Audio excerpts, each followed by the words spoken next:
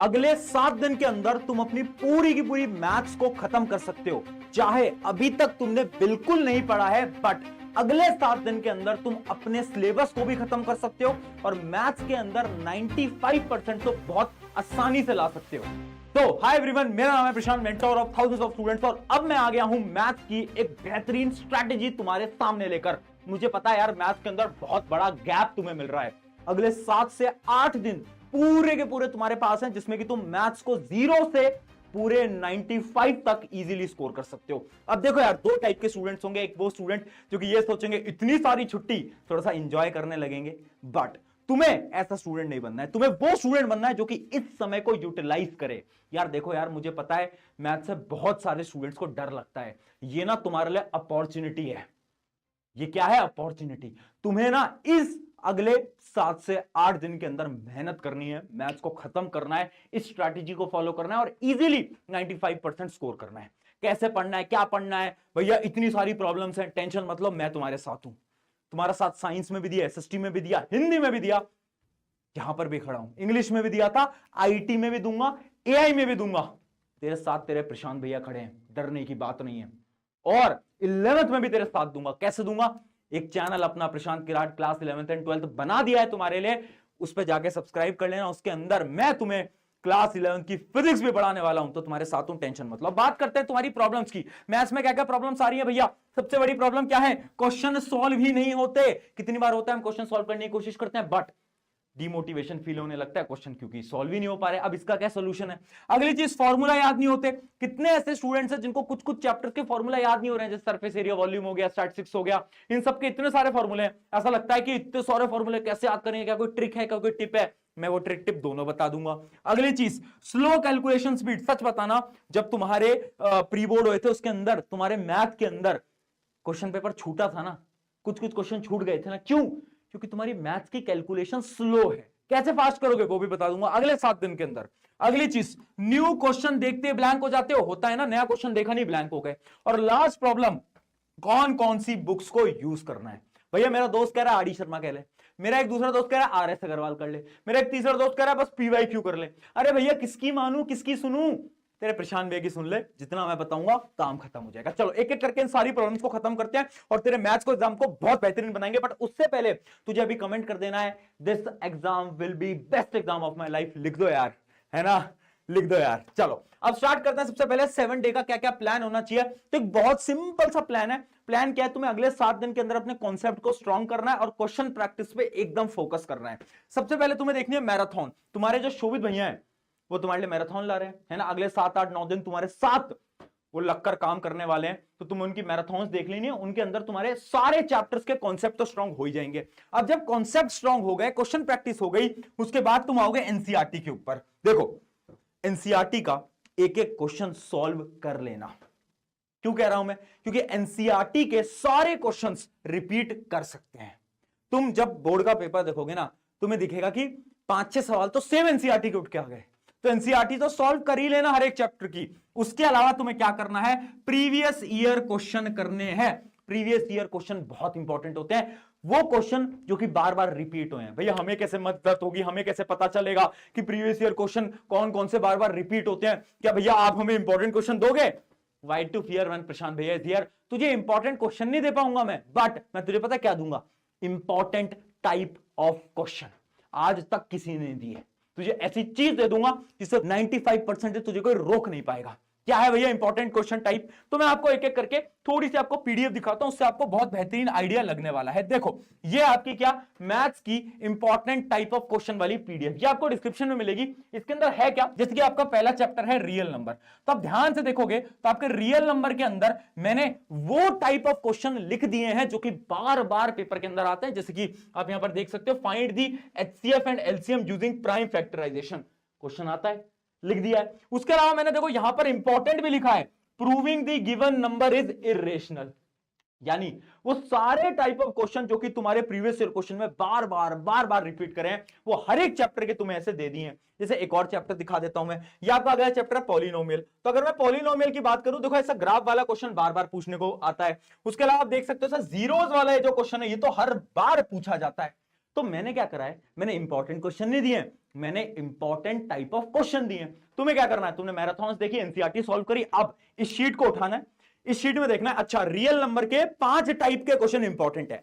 क्या ये पांचों टाइप के क्वेश्चन मुझे आते हैं? क्या ये पांचों टाइप के क्वेश्चन मैंने सॉल्व करे हुए हैं? अगर करे हुए वेल एंड गुड है, नहीं करे हुए तो जिस टाइप के क्वेश्चन तुमने सॉल्व नहीं करे हैं, गूगल पे जाओ, अपनी आर.डी. शर्मा उठाओ, आर.एस. अग्रवाल उठाओ, जो भी किताबें उठाओ और उससे ये टाइप वाले क्वेश्चन सॉल्व कर लो, बात खत्म।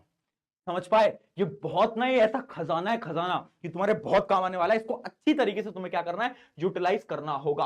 अब वापस से आ जाते हैं अपने प्लानर के ऊपर। तो देखो इसमें एक चीज और है कि आपको ना डेली टारगेट बनाना है बेटा। क्या बनाना है? डेली टारगेट बनाना है कि आप डेली एटलीस्ट 30 सवाल लगा रहे हो। ठीक है, अब बढ़ते हैं अगली चीज के ऊपर। अगली चीज है फॉर्मूला ट्रिक। ये प्रॉब्लम ये है कि फॉर्मूला याद ही नहीं रह पाते। इतनी बार हमने पढ़े हैं ना फॉर्मूला, पर हम भूल जाते हैं। भैया एक सिंपल सी चीज है जो कि मैंने तुम्हारे लिए बना दी है, जो कि है formula sheet.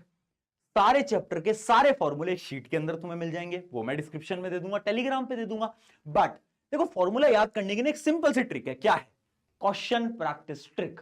Question practice trick क्या है? एक फॉर्मूले के अगर तुम 5 सवाल लगा लेते हो ना, तो इस दिमाग के अंदर वो फॉर्मूला फीड हो जाता है, फिर तुम्हारा दिमाग कभी भी फॉर्मूले को नहीं भूलने वाला। हाँ, तो तुम्हें क्या करना है, एक फॉर्मूला जो कि तुम बार बार भूल रहे हो, उसके 5 से 6 क्वेश्चन सॉल्व कर लो। जब तुम 5-6 क्वेश्चन सॉल्व करोगे, आपका दिमाग उस फॉर्मूले को कभी नहीं भूलने वाला। ट्राई करके देखना। इस प्रकार से आप अपने फॉर्मूले को भी याद कर सकते हो। अगली चीज देखो, क्वेश्चन सॉल्व नहीं होते। कितनी बार हुआ है कि एक क्वेश्चन सॉल्व करने जा रहे हो, नहीं हो पाया। अब क्या हो रहा है? अब डिमोटिवेशन हो रहा है। अब ऐसा लग रहा है भैया क्या ही करेंगे मैथ्स को सॉल्व करके। देख, उस समय पर क्या करना है, थोड़ा सा दिमाग में ये सोच कि मेरी गलती क्या थी। एक क्वेश्चन है पॉलिनोमियल का, वो मुझसे क्यों नहीं सॉल्व हो पाया? 3 रीजन हो सकते हैं। पहला रीजन क्या है? या तो तुम्हें फॉर्मूला ही नहीं पता हो।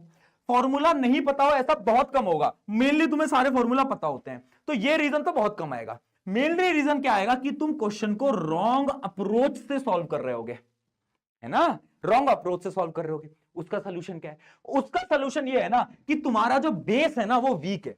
यानी उस चैप्टर का तुम्हें एक बार लेक्चर देखना चाहिए। YouTube पे जाओ, वन शॉट वीडियो देखो उस लेक्चर की जिसके क्वेश्चन तुम सॉल्व नहीं कर पाए। क्यों नहीं कर पाए? क्योंकि तुम एक रॉन्ग अप्रोच से सॉल्व करने की कोशिश कर रहे थे। और एक और रीजन हो सकता है कि जैसे ही तुमने क्वेश्चन देखा, तुम्हें कुछ भी समझ नहीं आया कि इस क्वेश्चन को सॉल्व कैसे करूंगा, स्टार्ट कैसे करूंगा, खत्म कैसे करूंगा। अगर ये हो रहा है ना, इसका यह मतलब है कि तुमने बहुत कम न्यू टाइप ऑफ क्वेश्चन की प्रैक्टिस करी है। तो तुम्हें क्या करना है, तुम्हें एक चैप्टर के नए सवालों को लगाना है। बच्चे गलती क्या करते हैं ना, बच्चे एक टाइप के 10 सवाल लगाते हैं, बट तुम्हें क्या करना है, अलग अलग टाइप के सवाल लगाने। मैथ की ना बेटा इतनी प्रैक्टिस कर जाओ कि जब पेपर तुम्हारे हाथ में आए ना, तो तुमने सारे क्वेश्चंस के टाइप एक एक बार सॉल्व कर रखे हो। जब तुम ये कर लोगे ना, मैथ के अंदर तुम्हारा 100/100 में से कोई तुम्हें रोक नहीं पाएगा। ये गारंटी बता रहा हूं मैं तुम्हें। अगली चीज देखो, अगली प्रॉब्लम क्या है, स्लो स्पीड। कितनी बार हुआ है एग्जाम के अंदर तुम्हारी जो स्पीड है वो कम रह गई। अब इसकी ट्रिक क्या है, कैसे हम हमारी स्पीड को इंक्रीज कर सकते हैं? एक गलती को करना बंद कर दो। गलती क्या है? हम क्या करते हैं ना, हर बार जब भी हम एक क्वेश्चन को सॉल्व कर रहे होते हैं, इमेजिन करो एक क्वेश्चन आ गया मेरे पास क्वाड्रेटिक इक्वेशन का, उसको मैं सॉल्व कर रहा हूं, तो मैं क्या करूंगा, मैं क्वेश्चन देखूंगा, अपने दिमाग के अंदर सोचूंगा इस क्वेश्चन को मैं ऐसे कर दूंगा, ऐसे कर दूंगा, ऐसे कर दूंगा, ऐसे कर दूंगा, ऐसे कर दूंगा, ठीक है क्वेश्चन सॉल्व हो गया। अरे भाई ऐसे नहीं करना। एक पेन पेपर ले, उसके ऊपर क्वेश्चन को लाइन टू लाइन सॉल्व कर, कैलकुलेशन एंड तक सॉल्व कर। बच्चे क्या करते हैं, इक्वेशन बनाकर छोड़ देते हैं, बोलते हैं अच्छा इसके आगे तो कैलकुलेशन है, वो तो मैं कर ही लूंगा। नहीं कर पाएगा तू। क्यों? क्योंकि वहीं तू गलती कर रहा है, वहीं तू सिली मिस्टेक कर रहा है, वहीं तू अपना टाइम वेस्ट कर रहा है। तो जितने भी क्वेश्चन हर रोज सॉल्व कर रहे हो, क्या करना है तुम्हें, याद रखना पूरा एंड तक सॉल्व करो। और यही अपनी पहली ट्रिक। दूसरी ट्रिक देखो, try time method. Time method क्या है? एक टाइमर लगाकर बैठो यार, है ना। अगर तुम कर सकते हो, जैसे मैंने आपको बोला डेली 30 सवाल लगाओ, 30 सवाल का एक टाइमर लगा लो कि ठीक है मेरे पास 30 सवाल है, मैं 1 घंटे का टाइमर लगा लेता हूं, उस 1 घंटे के अंदर मुझे उस 30 सवालों को करना है। तो ऐसी आप प्रैक्टिस कर सकते हो। उसके अलावा मैं एक और ट्रिक बताऊंगा, एमसीक्यूज की प्रैक्टिस करना स्टार्ट कर दो। क्या कर दो? एमसीक्यूज की प्रैक्टिस करना। क्योंकि एमसीक्यू कभी कभार थोड़े थोड़े ट्रिकी आ जाते हैं, तो आप उनकी प्रैक्टिस जितनी कर पाओगे उतने ज्यादा आपका टाइम एग्जाम के अंदर बच रहा होगा। अच्छा, अब तुम्हारे मन में डाउट आ रहा होगा भैया पेपर प्रेजेंटेशन वो सब कब बताओगे? वो मैं तुम्हारे एग्जाम से 2-3 दिन पहले एक वीडियो डालूंगा, लास्ट मिनट स्ट्रैटेजी, उसके अंदर तुम्हें सारी प्रेजेंटेशन टिप वगैरह बता दूंगा। अभी मैं आपको पढ़ने का फ्लो बता रहा हूं। अगली चीज देखो, डीमोटिवेशन। कितनी बार हुआ है ना कि हम पढ़ रहे थे, एक क्वेश्चन नहीं हुआ, 2 नहीं हुआ, 3 नहीं हुआ, 4 नहीं हुआ, 5 नहीं हुआ, फिर उसके बाद लगता है यार अब नहीं पढ़ पाएंगे, बहुत हो गया। होता है ना, डर लगता है ना। डिमोटिवेशन फील होता है ना, इसका क्या सोल्यूशन है भैया? मैथ्स पढ़ता हूं, डिमोटिवेट हो जाता हूं। सोल्यूशन पता है क्या है? माइंड को पागल बना। कैसे पागल बना? जब भी तुझे डिमोटिवेशन फील हो रहा है ना, अपने दिमाग को आसान सवाल दे दे।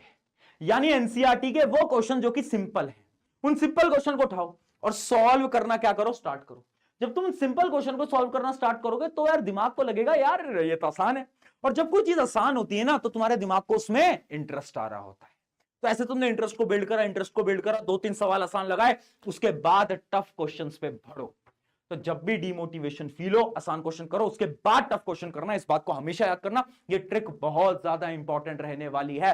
अब आपके लिए आ जाती है आपकी फाइनल टिप्स, कुछ ऐसी टिप्स जो कि बहुत ज्यादा इंपॉर्टेंट है इन अगले 7 दिन के लिए। पहली टिप क्या है? Give more time. मैं बार बार बोलता हूं, मैथ्स एक कन्या की तरह होती है। एक लड़की को जितना समय दोगे उतना ही ज्यादा वो आपसे खुश रहेगी, उसी प्रकार से मैथ्स को जितना ज्यादा समय दोगे वो उतना ही ज्यादा आपसे खुश रहने वाला है। तो मैथ्स वेरी इंपॉर्टेंट। टाइम जितना दोगे, जितनी ज्यादा प्रैक्टिस लगाओगे, नंबर बढ़ते जाएंगे। इन 7 दिन में लग जाओ यार, चीजों को साइड कर दो, चीजों को साइड करना पड़ेगा। डिस्ट्रैक्शन आएंगे, तुम्हारे दोस्त बोलेंगे अरे भाई इतने दिन है, इतने दिन में पढ़ाई तो कौन ही करता है, थोड़ा चिल कर लेते हैं, 2 दिन ये कर लेते हैं, वो कर लेते हैं, कहीं घूमने चले जाते हैं 2-3 दिन। दोस्त मत करना। ये 10वीं का एग्जाम वापस नहीं आता, बाद में रिग्रेट बन के रह जाएगा कि काश उन 7 दिन में पढ़ लेता। मैं तुझे आज बोल रहा हूं, जब तेरा एग्जाम होगा उससे 2 दिन पहले ना बहुत सारे बच्चे यही सोचेंगे काश उन 7 दिन में पढ़ लेता। यार तू वो गलती मत करना। अगली चीज, पैटर्न रट लो। अगर तुम वो बच्चे हो जिसको कुछ नहीं आता मैथ्स के अंदर, तुम्हें एक टेक्निक बताता हूं जो सिर्फ उनके लिए जिनको कुछ समझ नहीं आता मैथ्स के अंदर।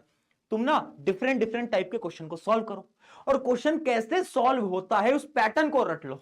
जैसे कि इमेजिन करो एक क्वेश्चन है सरफेस एरिया वॉल्यूम का, कि वॉल्यूम कैसे निकालते हैं, तो तुम क्या करो, तुम फॉर्मूला रट लो और उसके बाद क्वेश्चन कैसे सॉल्व करना होता है वो एक पैटर्न ही रट लो। ये सिर्फ उनके लिए जिनको मैथ कुछ समझ नहीं आती, पैटर्न रट लो।